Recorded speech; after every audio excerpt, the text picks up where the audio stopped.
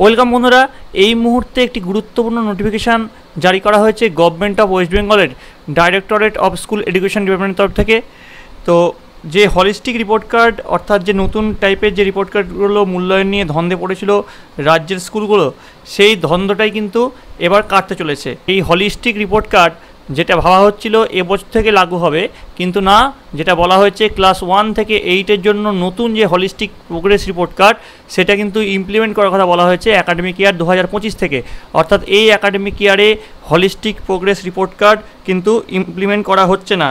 অর্থাৎ যেখানে দ্বিতীয় পর্যায়ক্রমিক মূল্যায়নে যেসব জায়গায় পরীক্ষা 30 নম্বরে হওয়ার কথা ছিল সেখানে 30 নম্বরেই হবে, 50 নম্বরে কিন্তু পরীক্ষা হচ্ছে না। অনেক স্কুলের যেটা খবর পাওয়া যাচ্ছে 50 নম্বরে প্রশ্ন তৈরি করা হয়ে গেছে, কিন্তু সেক্ষেত্রে পরীক্ষা কিন্তু 30 নম্বরে হবে।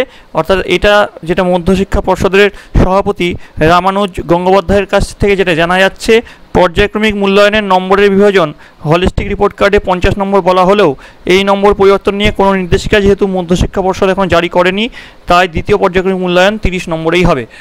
এবং পরবর্তী যে হলিস্টিক প্রোগ্রেস রিপোর্ট কার্ড সেটা লাগু হবে কিন্তু একাডেমিক ইয়ার 2025 থেকে।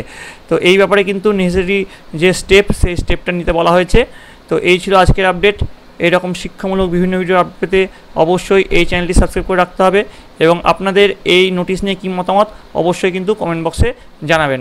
সকলে ভালো থাকবেন, সকলে সুস্থ থাকবেন।